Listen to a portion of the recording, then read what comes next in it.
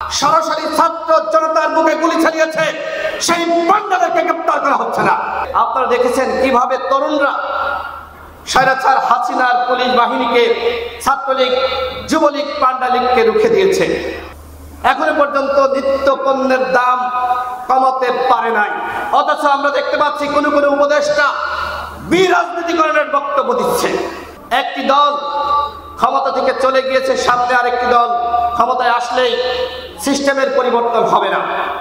যে আওয়ামী পান্ডারা বিভিন্নভাবে জামিন পেয়ে যাচ্ছে, আওয়ামী লীগের এমপিরা যারা গণহত্যার মাস্টারমাইন্ড তারা জামিন পাচ্ছে, শেখ পরিবারের পান্ডাদেরকে গ্রেফতার করা হচ্ছে না।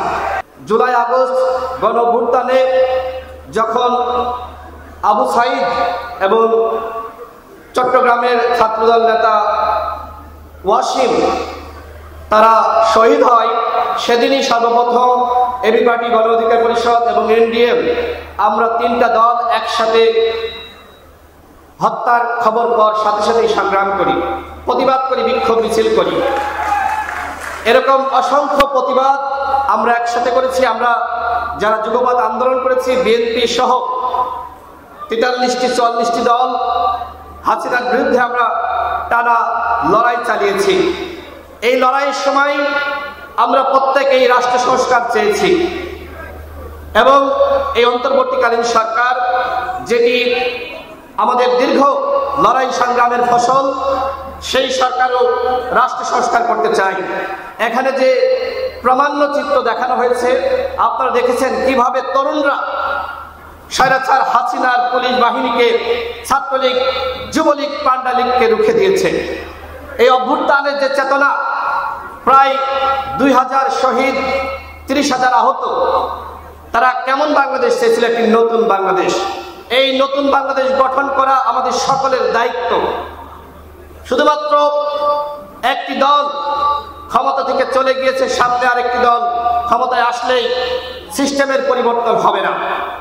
সিস্টেমের পরিবর্তন করার জন্য এই অন্তর্বর্তীকালীন সরকারকে কাজ করতে হবে। আমরা দেখতে পাচ্ছি এখনো পর্যন্ত আওয়ামী পান্ডাদেরকে গ্রেফতার করা হচ্ছে না, শেখ পরিবারের পান্ডাদেরকে গ্রেফতার করা হচ্ছে না। পুলিশের যারা সরাসরি ছাত্র জনতার বুকে গুলি চালিয়েছে সেই পান্ডাদেরকে গ্রেফতার করা হচ্ছে না। এখনো পর্যন্ত দেখতে পাচ্ছি যে আওয়ামী পান্ডারা বিভিন্নভাবে জামিন পেয়ে যাচ্ছে, আওয়ামী লীগের এমপিরা যারা গণহত্যার মাস্টারমাইন্ড তারা জামিন পাচ্ছে। তাহলে এই অন্তর্বর্তীকালীন সরকার কিসের রাষ্ট্র সংস্কার করতে চায়? এখনো পর্যন্ত শহীদের প্রকৃত তালিকা আমরা কেউ হাতে পাইনি। এখনো পর্যন্ত কতজন ভাই আহত হয়েছে সেই সঠিক তালিকা বিগত 5 মাসেও এই অন্তর্বর্তীকালীন সরকার তৈরি করতে পারে নাই।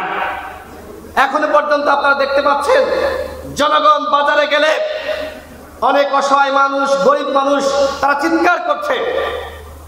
এখনো পর্যন্ত নিত্য পণ্যের দাম কমাতে পারে নাই, অথচ আমরা দেখতে পাচ্ছি কোন কোন উপদেষ্টা বিরাজনীতিকরণের বক্তব্য দিচ্ছে।